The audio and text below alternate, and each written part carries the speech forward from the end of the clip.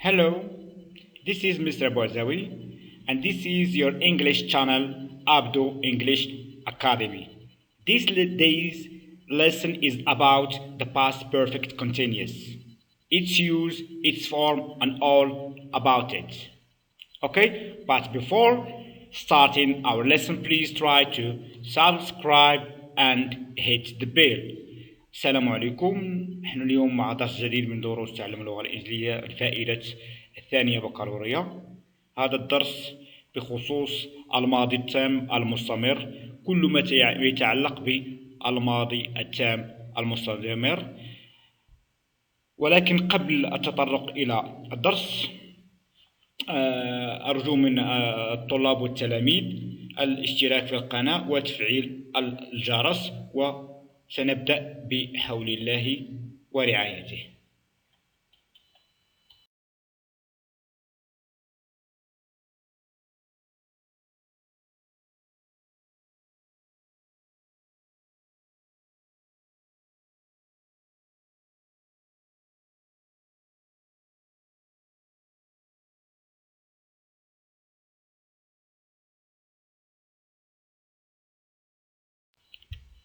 Okay, we are going to start with the definition of the past perfect continuous. الآن سنبدأ بالتعريف. التعريف ديال الماضي التام المستمر. The past perfect continuous, also called the past perfect progressive, is a verb tense which is used to show that an action starts in the past and continued up another point in the past. الماضي التام المستمر هو واحد الزمان اللي تنستعملوه ملي تنبغيو نهضروا على واحد الحقبه غابره، او عندنا حدثين والحدث قبل من الحدث الاول تستعملوه في الباست بيرفكت، وفوقاش نستعملوه في باست بيرفكت كونتينيوس الا كان عندنا واحد الحدث في الماضي ومستمر الى نقطه اخرى من الماضي. اوكي، حنا الحدث عندنا اون جينيرال تيكون في الماضي، ولكن حدث في الماضي تيكون مستمر الى نقطه اخرى في الماضي. حدث بدا، لنفترض حدث بدا في مارس واستمر حتى لابريل إذن استمر من مارس حتى لابريل في الماضي، ولكن حنا دابا راه في يوليو ولا في يوليوز. اوكي، اذا حدث تيكون بدا في الماضي وتيكون استمر حتى لنقطه اخرى في الماضي تنستعملو، يجب الاستعمال الماضي التام المستمر. اوكي، نشوف هذه الجمله هذه باش نفهموا اكثر. They had been talking for over an hour before Tony arrived. They had been talking for an hour. Here we have two actions. We have the action of talking, okay, and we have another action of arriving. Okay, Tony arrived, which means that we have here two actions. عندنا جوج ديال الأحداث، الحدث الأول والحدث الثاني. الحدث الأول دائما تنستعملوه في الباست بيرفكت، وهنا استعملناه في الباست بيرفكت كونتينيوس. علاش؟ لحقاش كان طويل فور اوفر ان اور، استمر هذا الحدث في الماضي لمده ساعه قبل ما يجي طوني. اذا كان ذاك الحدث مستمر في الماضي حتى جا طوني. اوكي، اذا كان مستمر. وشكون اللي هرس الاستمراريه هذه؟ هو المجيء ديال طوني. اوكي، let's go to take this diagram as for granted and to see what's going on. Here we have two actions. The first action had been talking, and second action arrived. اوكي، عندنا الاكسيون الاولى انه كان تيهضر حتى اتى توني. اوكي، داكشي علاش الحدث الاول تنديروه في الباست بيرفكت كونتينيوس، والفيرب الثاني تنكونجيغيوه فاش في سيمبل باست. اوكي، هذا هو ديفينيشن ديال الباست بيرفكت كونتينيوس. الباست بيرفكت كونتينيوس واحد لو طون تيهضرنا على اكسيون كاينه دازت في الماضي وكانت مستمره حتى وقع حدث ثاني هو اللي حبس الاستمراريه ديال الحدث الاول. وكل شيء هادشي باش يوقع في الماضي. Now we are going to see the form of the past perfect continuous. اوكي الان غادي نناقشوا الشكل ديال الماضي التام المستمر مناش يتكون وباش نعرفوا الماضي التام المستمر.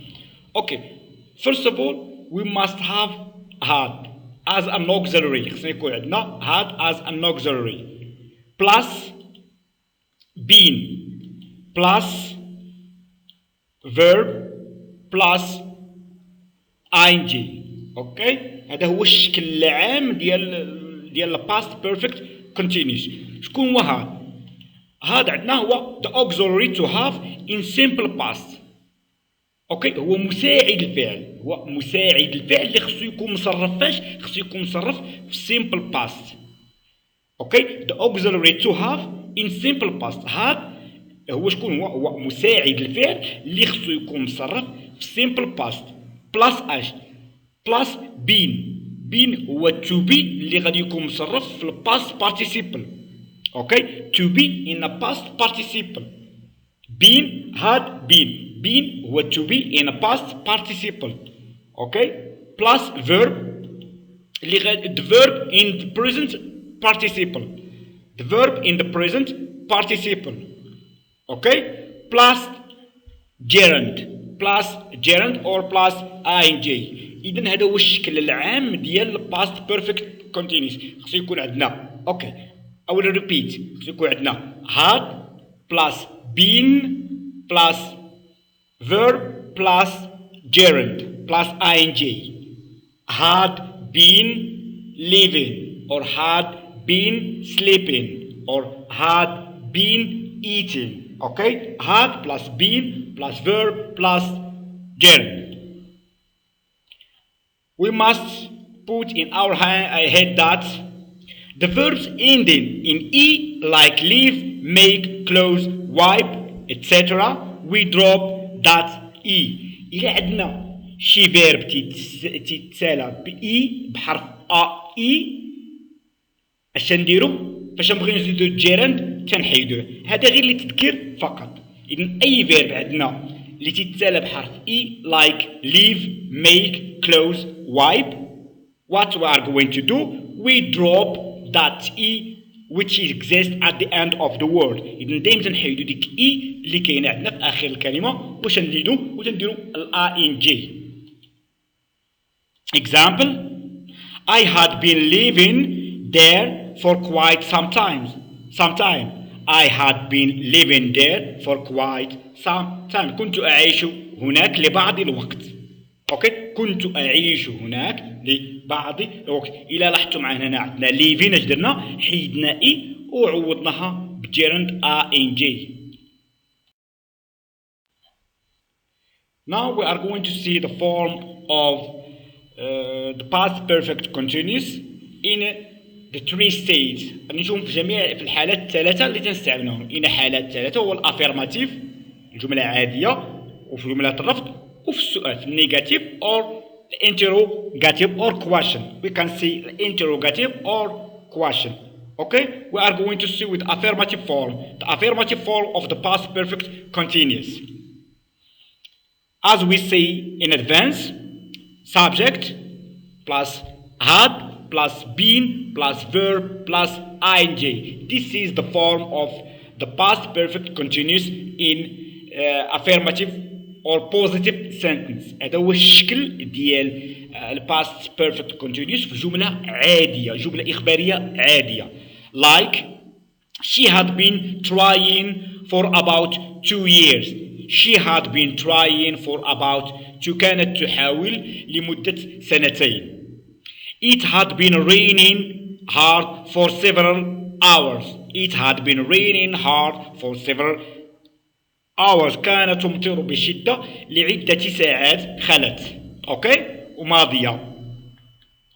إذن هنا عندنا she as subject. عندنا هنا she as subject. had as auxiliary.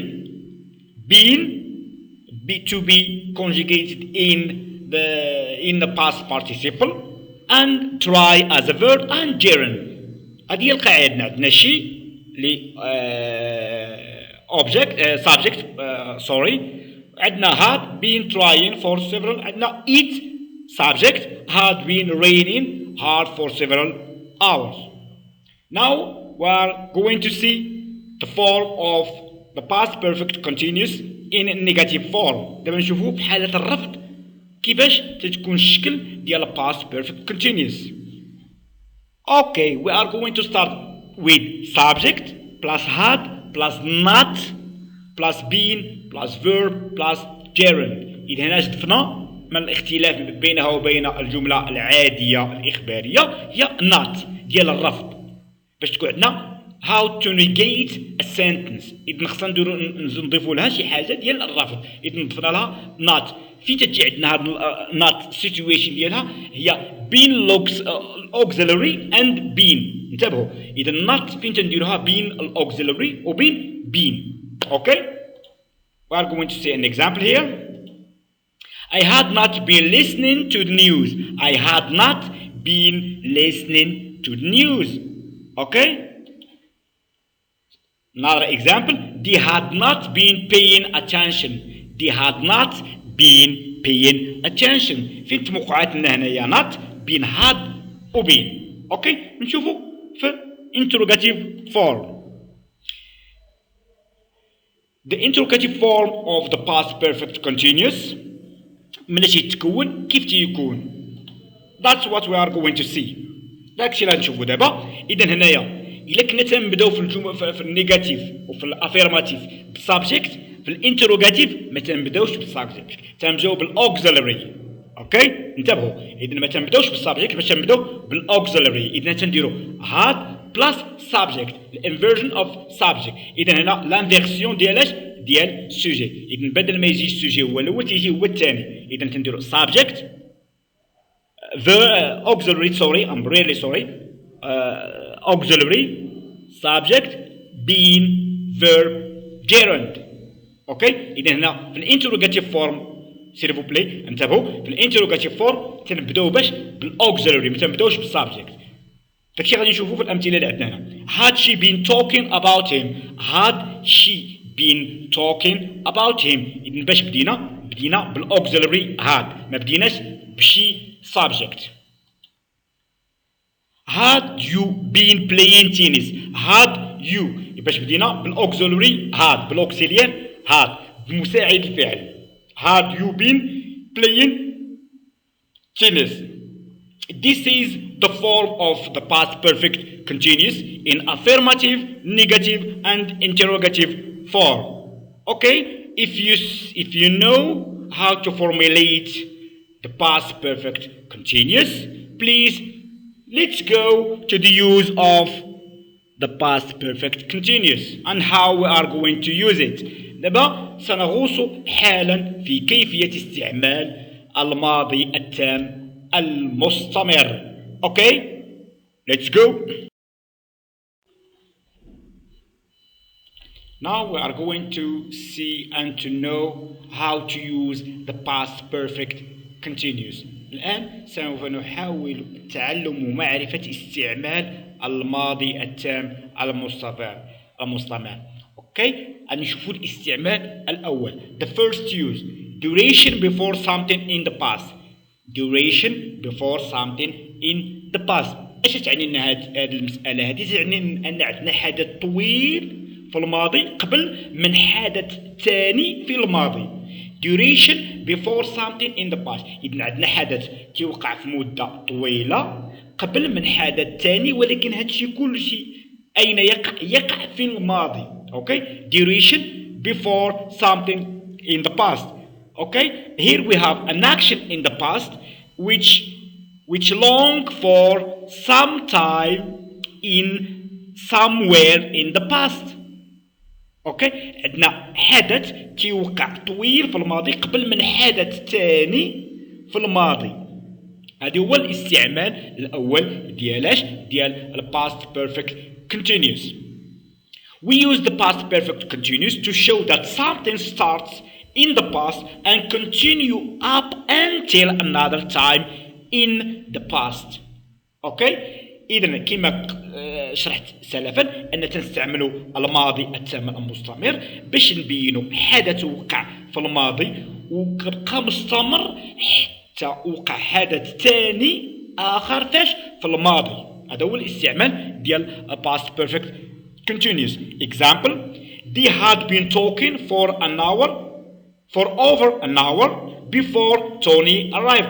كانوا تيهضروا لأزيد من ساعة قبل ما يجي شكون؟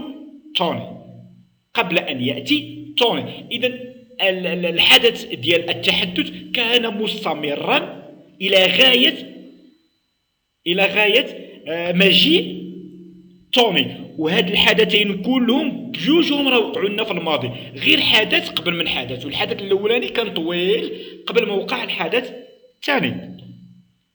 Mike wanted to sit down because he had been standing all day at work. إذن شكون الحدث الأول؟ الحدث الأول واخا خليناه التالي، راه الحدث الأول أن مايك راه كان واقف بزاف في الخدمة. He had been standing all day at work. كان يعمل واقفا طوال اليوم. Okay? That's why لهذا Mike wanted to sit down. أراد أن يجلس. إذن الحدث ديال الوقوف والذي استمر لطيلة اليوم هو الذي سبق الحدث الثاني ديال الجلوس. أوكي؟ ما تيهمناش الأوردر ديال sentences. الاستعمال الثاني use to cause of something in the past هو سبب شيء ما في الماضي. cause of something in the past. Using the past perfect continuous before another action in the past is good way to show cause and effect. إذا تستعملوا دائما ال past perfect continuous غالبا باش نشير إلى ماذا؟ السبب والنتيجة. cause and effect، سبب والإفكت ديالها والنتيجة ديالها. أوكي؟ سبب هذا وقع هذا، ودائما راه نفس المسألة ديال أن حدث وقع قبل من حدث ثاني. اللي غادي نشوفوا هاد الإكزامبلز هادو. الأول Jason was tired because he had been jogging. إذا هنا الحدث الثاني تيبين الحدث الاول تيبين علاش الحدث الثاني تيبين علاش جيسون كان تعبان، علاش كان منهك، علاش كان تيجري. اذا تنستعملوا باست باش تكون عندنا كوز اند افكت، سبب والنتيجه. علاش عيان؟ لحقاش كان تيجري. والاكسيون الاولى راه كانت اكسيون قبل من اكسيون، والاكسيون الاولى بانت بالاكسيون الثانيه. علاش هو عيان ومتعب؟ لأنه كان يجري. أوكي؟ Jason was tired because he had been jogging. كان تيجري وعيا، نورمالمون خصو يعيا. أوكي؟ Sam gained weight because he had been overeating. Why Sam gained weight? Why? Because he had been overeating. إذن عرفنا السبب ديال علاش صام غانيي لو بوا، علاش انه زاد في الوزن. علاش زاد في الوزن؟ لحقاش كان تياكل بطريقه شرهه. اذا he had been overeating. هاد الجمله ديال he had been overeating تتبين لنا الاستمراريه. راه كان في الماضي كان تياكل بزاف لمده طويله. داكشي علاش كسب وزن. فاش كسب الوزن؟ في الماضي. اذا الحدث الاول كان سابق، والحدث الثاني الحدث الاول تيشرح لنا علاش الحدث الثاني وقع. اوكي؟ Sam gained weight. why؟ علاش سام ربح زاد في الوزن؟ he had been overeating. كان تياكل بزاف. overeating بطريقه شرهه، كان ياكل بطريقه شرهه ولمده طويله، لهذا سام ربح وزنا زياده. The past continuous versus the past perfect continuous. علاش غادي نستعملوا the past perfect continuous instead of the past perfect؟ اوكي؟ علاش يقولك شي واحد هو نستعملوا الباست بيرفكت الباست كونتينيوس عادي وما نستعملوش الباست بيرفكت كونتينيوس. غادي نقولوا نشوفوا نقراو هذا الارتيكل وغادي نعرفوا علاش الفرق بين نستعملوا هذا ولا نستعملوا هذا. If you do not include a duration such for 5 minutes, for 2 weeks, or since Friday, it is better to use the past continuous rather than the past perfect continuous. Be careful because this can change the meaning of the sentence. Past continuous emphasize interrupt action, whereas past perfect continuous emphasize a duration of time before something in the past. Okay. اولا باش غادي يكون عندنا الصلاحيه نستعملوا الباست بيرفكت كونتينيوس خصنا من الافضل نستعملوا هاد لي زيكسبرسيون اللي عندنا هنا. شكون هما؟ for 5 minutes ولا for 2 weeks or since Friday. اذا هاد لي زيكسبرسيون تيساعدونا نعرفوا ان لو طون اللي خصنا نديرو هو الباست بيرفكت كونتينيوس. وعلاش نستعملوا الباست كونتينيوس وعلاش نستعملوا الباست بيرفكت كونتينيوس؟ تنستعملوا الباست كونتينيوس باش نبغي نبينوا ان اكسيون كانت واقعه في الماضي وجات وحده وهرستها. اوكي. اذا هذا الباست كونتينيوس تيأكد وتيسلط الضوء على ان اكسيون واز انترابتد، واحد لاكسيون انها تقطعات. ولكن من جهه اخرى الباست بيرفكت كونتينيوس تيأكد وتيسلط الضوء على مده زمنيه اللي قطعتها واحد الحدث في الماضي قبل ما يجي حدث واحد اخر. اذا ما تيهمناش واش جا حبسها ولا ما حبسها، ما تيهمنا في الباست بيرفكت كونتينيوس ان تيسلط الضوء على ايش؟ على ان واحد لاكسيون كانت واخده حيز كبير من الوقت في الماضي. اوكي. اذا قلنا ان الباست كونتينيوس يسلط الضوء على ان اكسيون كانت غاديه واكسيون واحده اخرى interrupt the first action which was long. اوكي. ولكن الباست بيرفكت كونتينيوس تيسلط الضوء على المده الزمنيه اللي قطعتها واحد الحدث في الماضي. example عندنا هنا نشوفوا same sentence different use.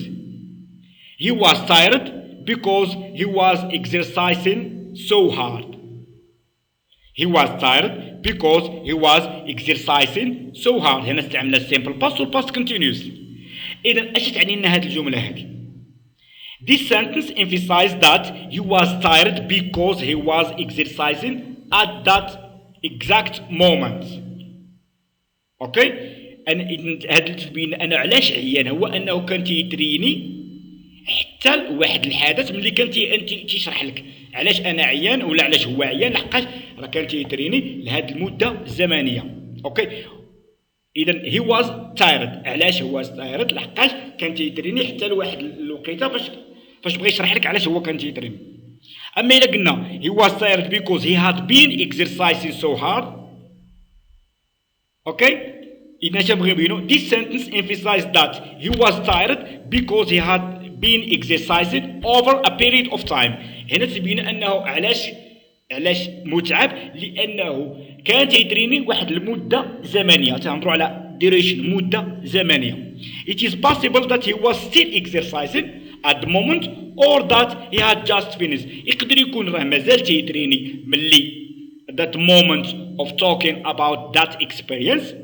يقدر يكون مازال تيتريني لديك الوقيته باش يشرح لك علاش هو عيان، ويقدر يكون عاد انتهى، ولكن كلشي هادشي باش يوقع في الماضي. هذا هو الفرق بين الاستعمال بين الباست كونتينيوس والباست بيرفكت كونتينيوس. وحده it shed light on interruption of an action، وحده تتسلط الضوء على ان واحد الحدث تقطع، وحده تتسلط الضوء على المده الزمنيه اللي قطعها حدث ما في الماضي. هذا هو الفرق بيناتهم.